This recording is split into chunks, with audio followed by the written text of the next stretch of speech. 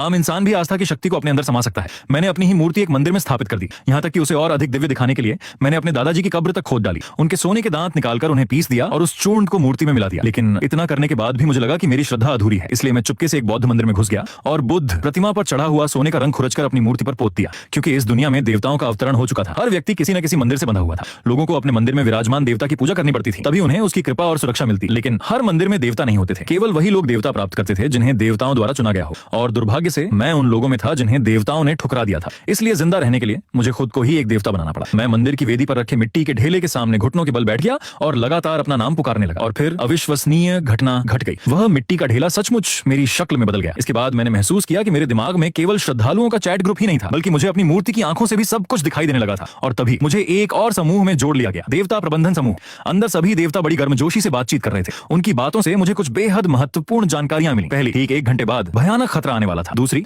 मंदिर में स्थापित मूर्ति ही सुरक्षा की एकमात्र ढाल थी। हर मूर्ति को जीवित रखने के लिए धूप अगरबत्ती की आवश्यकता थी। अगर उसे आस्था और धूप न मिले तो उसकी शक्ति समाप्त हो जाती, और वो धूप इस भूमि में कहीं भी छिपी हो सकती थी। समय बहुत कम था। मैंने ज्यादा सोचने का समय बर्बाद नहीं किया और तेजी से बाहर की ओर दौड़ पड़ा। लेकिन जैसे ही मैं दरवाजे तक पहुंचा, मेरे पूरे शरीर में ठंडा पसीना छूट गया। दरवाजे के बाहर एक विशाल भयावह आकृति खड़ी थी। उसके बिखरे हुए बाल, नीला चेहरा, नुकीले दांत और लंबी खून टपकाती उंगलियां। उसे देखकर मेरे दिमाग में एक नाम उभरा, नाइट, घूल। पता नहीं क्यों, लेकिन यह शब्द अपने आप मेरे मन में आ गया। सौभाग्य से वह अभी हिल नहीं सकती थी। मैंने राहत की सांस ली और सावधानी से उसके पास से निकलकर मंदिर के बाहर आ गया। बाहर घना कोहरा फैला हुआ था, इतना घना कि दिशा पहचानना भी असंभव था। अगर मैं यूं ही आगे बढ़ता तो निश्चित रूप से रास्ता भटक जाता। इसलिए मैंने श्रद्धालुओं वाला चैट ग्रुप खोला। उम्मीद थी कि कोई सुराग मिल जाएगा। कोई मुझे कुछ खाने को दे दो, मैं भूख से मर रहा हूं। एक संदेश स्क्रीन पर चमका। तभी मुझे पता चला कि निजी संदेशों के माध्यम से वस्तुएं भेजी जा सकती हैं। मैंने इस महत्वपूर्ण जानकारी को तुरंत याद कर लिया। फिर अचानक मेरे दिमाग में एक विचार आया। मैंने देवताओं वाला चैट ग्रुप खोला। वहां की बातचीत से मुझे पता चला कि मेरे सामने कुछ दूरी पर स्थित एक मंदिर में धूप मौजूद है। यह सुनते ही मेरा दिल खुशी से भर गया। लेकिन ताकि किसी देवता को मुझ पर शक न हो,